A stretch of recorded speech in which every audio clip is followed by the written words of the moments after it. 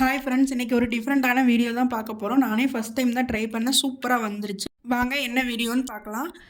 Butter தான் எடுக்க போகிறேன். பட்டர் எடுக்கிறதுக்காக நான் ஒரு 10 டேஸாக வந்து பார்த்தீங்கன்னா பால் ஆடை விழுகும் இல்லையா, நம்ம காய்ச்சினோடனே காய்ச்சி கொஞ்சம் நேரம் வச்சுருந்தோன்னா ஆடை விழுகும். ஸோ அந்த ஆடையை வந்து நான் ஃப்ரீசரில் வந்து எடுத்து ஸ்டோர் பண்ணி வச்சுருந்தேன். பாருங்கள், நம்ம பட்டர் செய்கிறதுக்கு கரெக்டாக ஒரு 4 ஹவர்ஸ் முன்னாடி வெளியே எடுத்து வச்சோன்னா இந்த மாதிரி சாஃப்டாக ஆயிரும். நம்ம ஃப்ரீசரில் வைக்கும்போது வந்து பார்த்திங்கன்னா அது நல்லா திக்காக இருக்கும். நம்ம எடுத்து வெளியவே வச்சிடணும். அப்போ தான் நம்ம பட்டர் செய்கிறதுக்கு ஈஸியாக இருக்கும். இந்த மாதிரி சாஃப்டானால் தான் ஈஸியாக இருக்கும். ஸோ நெக்ஸ்ட்டு வந்து பார்த்திங்கன்னா இதை வந்து ஒரு மிக்சர் ஜாரில் வந்து ஆட் பண்ணிக்கிறேன். ஆட் பண்ணிவிட்டு ஃபஸ்ட்டு பல்ஸ் மோடில் வந்து 2 டைம் அரைச்சி எடுத்துக்கிறேன். பாருங்கள், இப்படி வந்துருச்சு.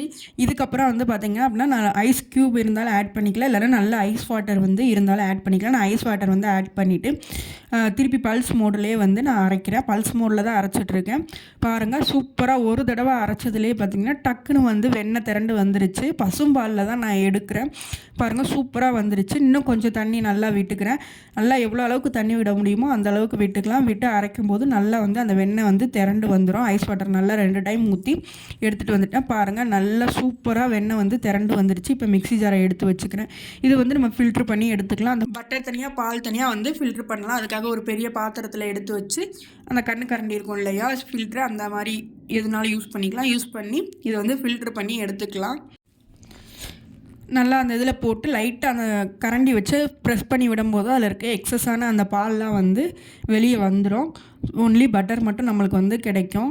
மிக்ஸி வந்து கொஞ்சம் வந்து மோசமாக தான் இருக்கும். நம்ம க்ளீன் பண்ணுறது கொஞ்சம் ஊற வச்சுட்டு க்ளீன் பண்ணோன்னா நல்லா க்ளீன் ஆகிடும்.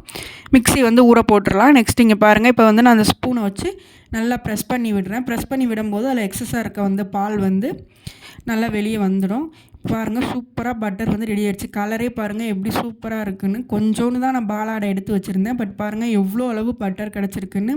இதை வந்து நம்ம நல்ல தண்ணியில் வந்து நல்லா 2-3 டைம் கழுவிக்கணும். அப்போ தான் வந்து நல்லாயிருக்கும். ஸோ வந்து அதுவும் ஐஸ் வாட்டரில் கழுவுனிங்கன்னா இன்னுமே நல்ல இருக்கும். ஸோ ஐஸ் வாட்டர் தான் ஊற்றிடுங்க. ஊற்றிட்டு ஐஸ் க்யூப்ஸ் இருந்தாலுமே இதுக்குள்ளே போட்டு நம்ம இந்த பட்டரை வந்து உள்ளே போட்டு கழுவி எடுக்கலாம். நல்லா கையிலேயே வந்து பிழிஞ்சுமே விடலாம். லைட்டாக ரொம்பையும் ப்ரெஸ் பண்ணக்கூடாது. லைட்டாக இல்லை, ஜென்டிலாக அதை ப்ரெஸ் பண்ணி எடுக்கும்போது எக்ஸஸாக இருக்க இன்னும் இருந்ததுன்னா அந்த பாலுமே வெளியே வந்துடும். நல்லா 2-3 டைம் வந்து நல்ல தண்ணியில் போட்டு நல்லா கழுவி எடுத்து திருப்பி வந்து நல்ல தண்ணியிலே போட்டு நம்ம ஃப்ரிட்ஜில் ஸ்டோர் பண்ணனாலும் ஸ்டோர் பண்ணி வச்சுக்கலாம் இந்த பட்டரை. இல்லை ஃப்ரீசரில் 10 டேஸ்க்கு மேலே ஆகும், அப்படி யூஸ் பண்ணுறதுக்கு ஆகும், நிறைய இருக்குதுன்னா நம்ம ஃப்ரீசரில் வந்து டப்பாவில் போட்டு ஸ்டோர் பண்ணலாம். இல்லை 1 to 2-3 டேஸில் யூஸ் பண்ணிடுவோம் அப்படின்னா நம்ம இந்த மாதிரி தண்ணியில் வந்து இந்த மாதிரி பிடிச்சி சின்னதாக போட்டு வச்சு அப்பப்போ தேவைக்கு வந்து எடுத்து யூஸ் பண்ணிக்கலாம். தண்ணியை மட்டும் டெய்லி மாற்றிக்கணும். பட்டர் வந்து சூப்பராக ரெடி ஆகிடுச்சு. இது மாதிரி வீடியோஸ்க்கு நம்ம சேனலை ஃபாலோ